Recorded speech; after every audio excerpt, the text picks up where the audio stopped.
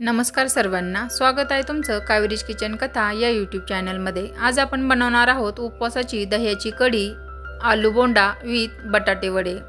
त्यासाठी मिक्सरच्या भांड्यामध्ये 1 वाटी साबुदाणा घालून घ्यायचा आहे आणि बारीक दळून घ्यायचा आहे। साबुदाणा छान असा बारीक दळलेला आहे, तो आपण एका बाउलमध्ये काढून घेऊया। त्याच मिक्सरच्या भांड्यात पुन्हा 3-4 चमचे भगर घालून घ्यायचे आहे आणि 3-4 चमचे राजगिरा घालून घ्यायचा आहे। हे दोन्ही देखील छान असं बारीक दळून घ्यायचं आहे।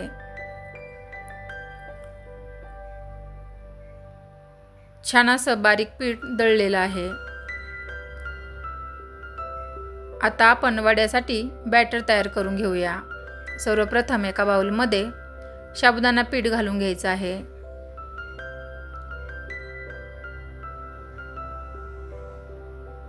यामध्ये भगर राजगिऱ्याचं 3-4 चमचे पीठ घालून घ्यायचं आहे।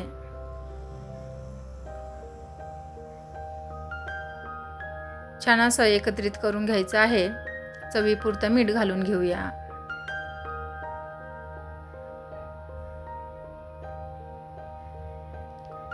थोडंसं लाल तिखट देखील घालायचं आहे।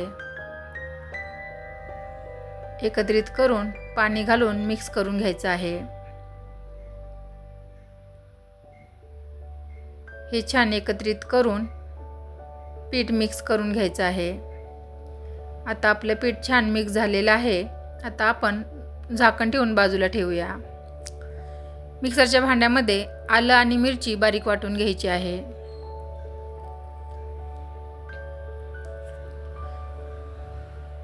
आलं मिरची छान बारीक वाटून झालेली आहे।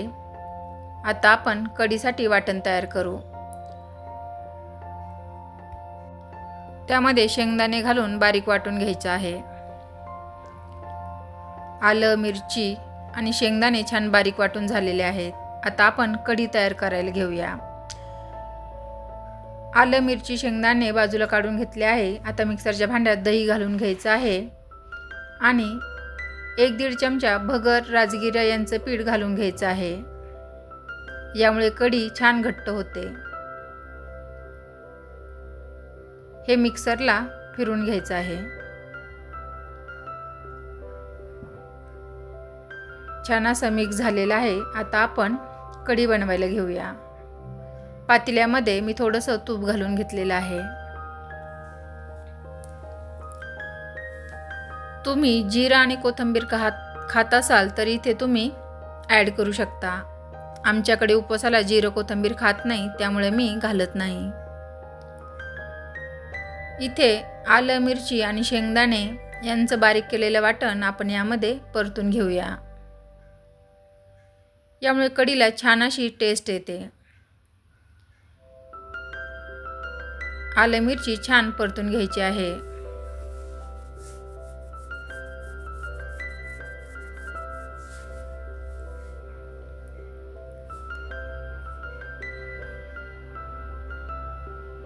आलं मिरची शेंगदाणे छान परतून झालेले आहे। आता यामध्ये आपण दही घालून घ्यायचं आहे।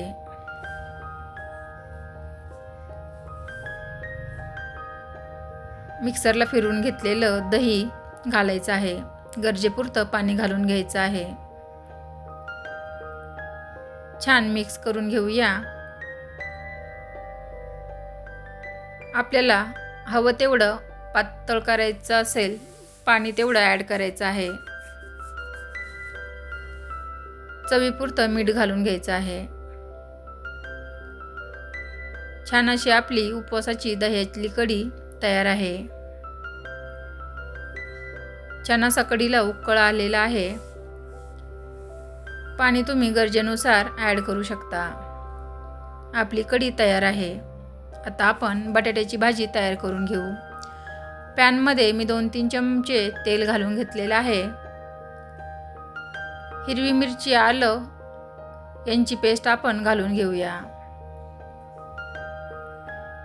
ही छान परतून घ्यायची आहे।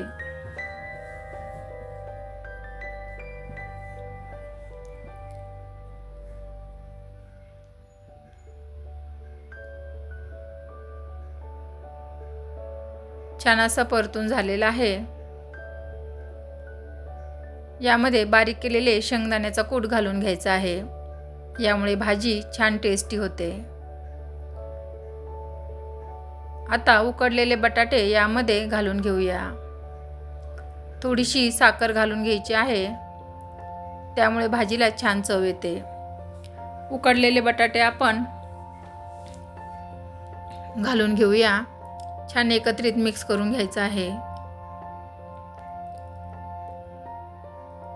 चवीपुरतं मीठ घालूया.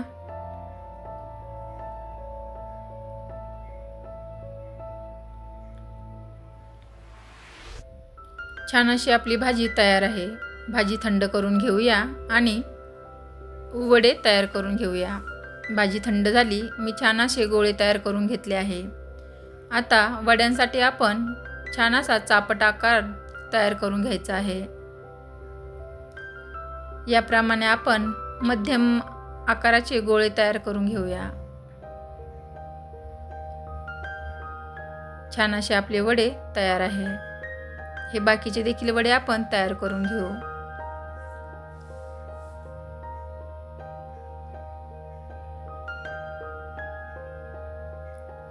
आपलं बॅटर देखील छान भिजलेलं आहे.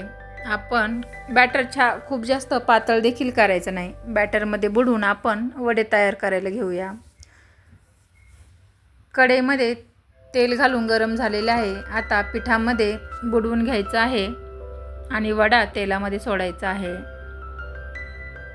बॅटर खूप जास्त पातळ करायचं नाही.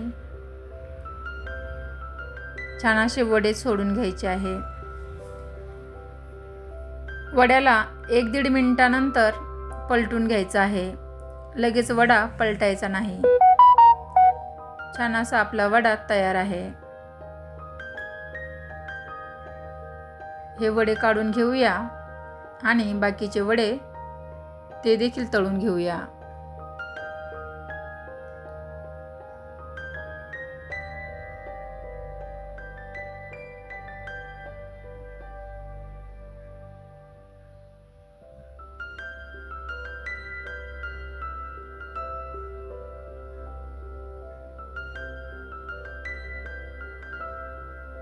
एक 1.5 मिनिटानंतर वडे पलटून घ्यायचे आहे. छान असे आपले वडे तयार आहेत. वडे काढून घेऊया. याप्रमाणे आपले वडे तयार आहे. प्लेटमध्ये काढून घेऊया. छान अशी आपली उपवासाची दह्याची कढी देखील तयार आहे. बाउलमध्ये काढूया.